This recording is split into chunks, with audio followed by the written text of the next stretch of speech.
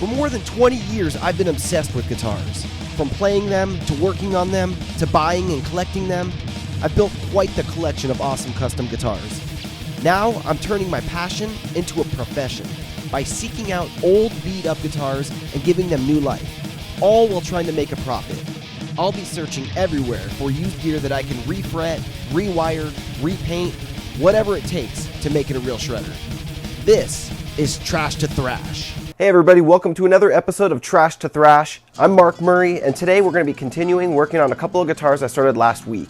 Both of these guitars were actually guitars sent in by viewers of the show to have me rebuild their old beaters and turn them into killer shred machines. The first guitar is Haro's Peavey Rockmaster, which last week we stripped down, sanded, painted with this Killer Universe blue-purple burst, and made a custom clear pickguard for it. Now let's continue on with the Peavey.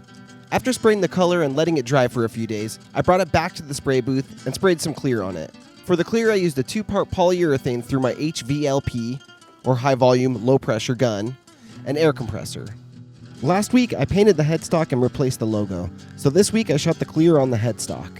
It turned out excellent. Of course, it still needs to be level sanded and polished, but it's got some great gloss already and it just looks great. Here at the Guitar Guts Custom Shop, I do a few different types of builds.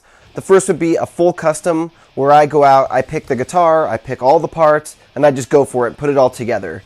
The second type of custom build would be custom by request. So somebody contacts me, says, I want a 1998 Jackson Warrior with EMG pickups, a Floyd Rose, and then I go out, I find the guitar. Sometimes I go with a used guitar that we're going to refurbish. Sometimes I get a brand new one, just depends what the customer really wants and what their budget is. And sometimes people know exactly what they want already, and sometimes they have some ideas, and we kind of brainstorm together and come up with something really custom and cool and specific to them. The third type of custom build would be when I quote-unquote pimp your guitar, and people send in their old guitars to me. I rebuild them. Sometimes I put a new paint job on them, rewire all the electronics, put new pickups sometimes. Anything they want modification, of course, add a kill switch, and then I ship it back to them. So the fourth kind of work I do is repairs and upgrades, basic stuff. Someone sends me a guitar, and I just swap out the pickups, add a kill switch, maybe repair something that's not working right on it. The next guitar is Aaron's 1993 Jackson Performer Dinky EX model. This is a Japanese Strat-style Jackson Performer that we're giving the EVH treatment to. Last week we stripped it down, sanded it, and bondoed the hell out of it. It was pretty beat up. The bridge post bushing for the Floyd Rose was really damaged and crooked, so I cut out all the glue and junk and put a new piece of wood in, then replaced the bushing for the post. This guitar came in with a ton of damage from being almost 30 years old and being played hard. After repairing all the chips and dents, sometimes I like to lay down a base coat of some flat black. It makes everything the same color and lets you see any more remaining imperfections. And it's starting to look pretty good. I don't see too much more stuff on it, really. So this here is my spray booth. Pretty comfy little spray booth here. It's actually a 6-foot by 8-foot shed, and I bought it just for doing guitars, so nothing else has ever been done in here. I went around and I sealed up some of the edges with expanding foam, so kind of reduces some of the stuff from outside. I added a couple lights here at the top on a switch, so I just run an electrical cord out, plug it in, and all my lights come on automatically. I used to have an exhaust fan that I would run, but after the first few episodes, a couple people told me that it could be an electrical hazard, so I stopped using the fan, but I still have a filter pad and an opening there that I can open, and it gets some fresh air coming in through the side. So when we come in here, on the right hand side, I got a couple drawers with some supplies. Got a small compressor. It's a 8-gallon, 2 horsepower, 125 max PSI Harbor Freight. Nothing special. And then I also have my spray gun here. Same thing, it's a Harbor Freight. I've been using the smaller one lately, so that's what I've been using for my clear coats. That's the clear I use. It's a Henson product. Of course, got the activator with it. And then up here is where I have all my paints. So this is normally what I do is use rattle can for the colors. And then I use something real high-end like this for the clear coat. Mostly Rust-Oleum 2X. But then I've got some fluorescent Rust-Oleum stuff. Some Krylon camo stuff. All kinds of different random clears for matte and other finishes. Some lacquer, plastic adhesion promoter for painting pickup rings and other things, and of course all my crackle colors. And then when you come around this other side, you'll see this is where the guitars go when I paint them. I can bring the guitar out to more to the center, and I can close the doors behind me. And there's plenty of room here to spray it. It's on a rotisserie jig that I made, which I'm actually developing a brand new system right now because this one's pretty cool, but it's getting old, and you know, it's made of PVC, 2 PVC pieces coming up. And then I've even done it with the T right here because there was 2 different size dowels I was using at one time. And there was even a couple times when I would spray clear before I had this workbench in here. And I would spray 2 guitars clear at the same time, which I don't really recommend doing anymore, but you could do it. You don't need a full-on spray booth to paint guitars though. This is the skeleton of my old paint booth. At this time I was only painting about a guitar a month or less, and I would drape plastic over it and run an exhaust line outside. I definitely don't recommend spraying inside your garage though. It would make my house smell for a day or 2 straight, and yeah, it was really nasty. If you're only spraying about 1 day a month, you could set this up outside and then break it down every single month, and this would be a perfect setup for somebody spraying 1 or 2 guitars a month. Now for this project, we're going to be replacing the pickguard, but the replacement pickguards I got from Warmoth don't exactly fit this guitar perfectly. So I'm going to strip all the components off the old pickguard and lay it over the new pickguard, trace it on there, and then make some cuts to the new one. For that, I used the router. The router has a ball bearing that will follow the other pickguard and make a perfect cut, and then for these longer edges, I used the bandsaw. Did a little bit of filing on the ends, and came out really good. Now this Jackson's ready for its first official color, neon green.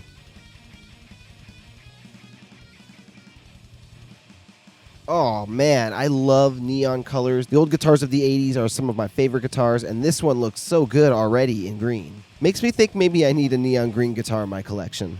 My customer Aaron wanted some custom stripes on this guitar, so I overlaid the pickguard so I could have a better idea of what it's going to look like with the stripes on it, and then I just started going for it. I kind of had an idea in my head already of how I wanted it to look, but it wasn't an exact idea and I didn't have it sketched out or anything.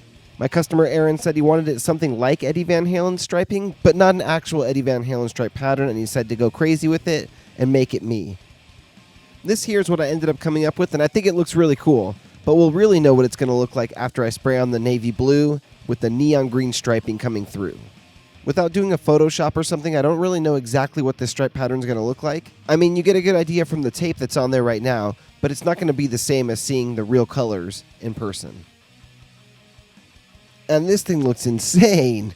These colors look awesome together. These are the Seattle Seahawks colors, and I think Aaron's going to love this thing. The stripe pattern turned out to be really cool in my opinion. What do you guys think? Leave your comments down below and let me know what you think of these crazy colors and this crazy stripe pattern. What color hardware do you think would be best on this guitar? We're going to be going with black hardware. Hey guys, don't forget, if you haven't already, to hit the subscribe button, hit the bell to be notified every time I put out a new video, and if you guys have any questions for me, leave them in the comments down below. Every couple weeks I'll go and gather up a bunch of the questions, and I answer as many as I can over on my Sunday show, Sunday Morning Shred. You can check that out, it's on this same channel, and every week on Sunday morning, it's there right when you wake up. I do Q&As, I have interviews with different musicians and guitar builders, and I feature people's guitars on the show sometimes too. So if you want your guitar featured on the show, make a couple minute long video of you showing the guitar, all the custom modifications and anything you've done to the guitar. What made you choose that guitar originally? What inspired you to do the modifications? What kind of story is behind the guitar? That's what I like to hear. So show us the guitar, tell us about it, make a video that's 2 minutes, 3 minutes long, and then email it to me, mark@guitarguts.com. And I choose a couple each week to put on Sunday Morning Shred. So if you want your guitar featured on there, send those videos in. Please don't include any copyrighted music in the background of the video. YouTube just doesn't like that, so I won't be able to use it. For the last few months, I've been working on a few guitars behind the scenes, and I've been showing a little bit of them here and there. So over the next few episodes, I'm going to give you guys some previews of how they're going, and then on episode 20, I'm going to reveal them all to you at once. The colors on this 1994 Jackson Rhoads concept were inspired by a Photoshop tiger stripe Rhoads I had seen on Instagram in these colors. I reached out to the guy and he never ended up actually making the guitar, so I borrowed the color scheme from there. But then I combined it with the style of these two Rhoads I had painted a few years ago. I added some stripes to it and was just never happy with the way that these ones came out. They were a bit too tribal looking and technical, and I really liked the stripes on these two Rhoads much more. So I ended up sanding the guitar back down and redoing the whole thing.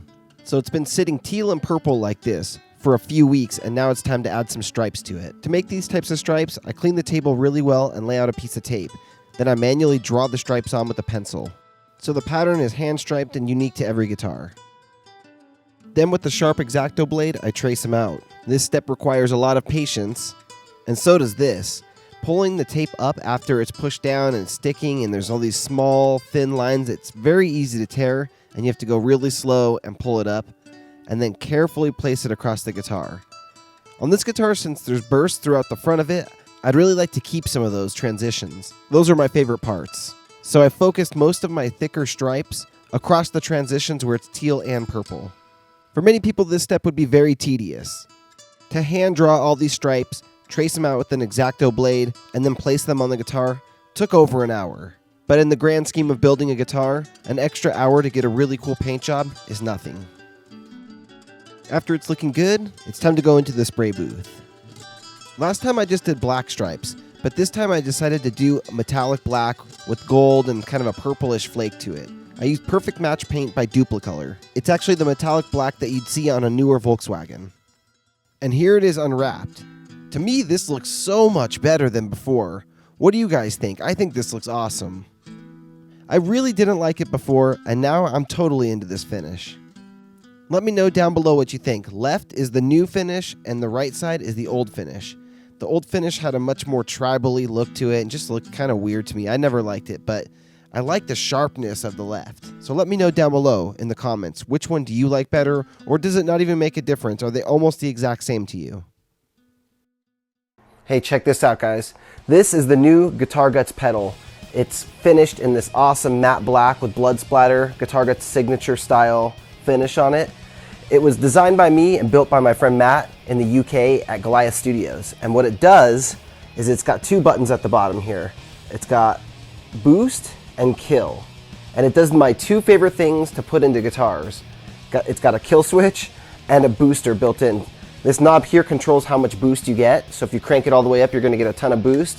And this is a kill switch that as you press it, it gives you pretty awesome kill switch capabilities.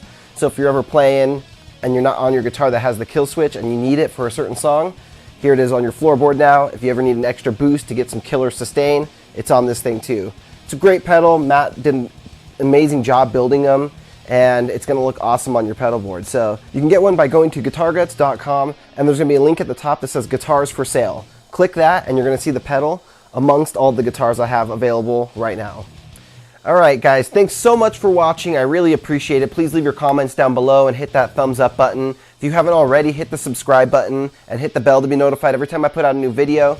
Check out my Sunday show, Sunday Morning Shred, if you haven't already, and it's pretty cool. It's a more laid-back show, like I said earlier. It's got a lot of behind the scenes for this show, where you guys have already seen some of these guitars talked about a little bit, but these are some of the guitars you're going to be seeing on the next few episodes of Trash to Thrash.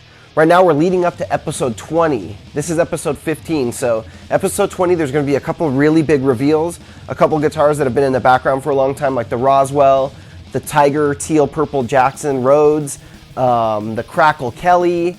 There's a bunch of them that I've been working on, the Ibanez Proline V, and episode 20 is where I'm going to show them all, the final versions of them. So be sure to keep watching, hit the subscribe button, help me out a ton by letting people know who are your friends, who play guitar or whatever, about the show and posting it on your social media. I know you guys, a lot of you have been, and I really, really appreciate it. So thanks so much, guys. If you want your guitar fixed up by me, check the description down below for my contact information and send me an email. Talk to you guys really soon. Rock on, my friends.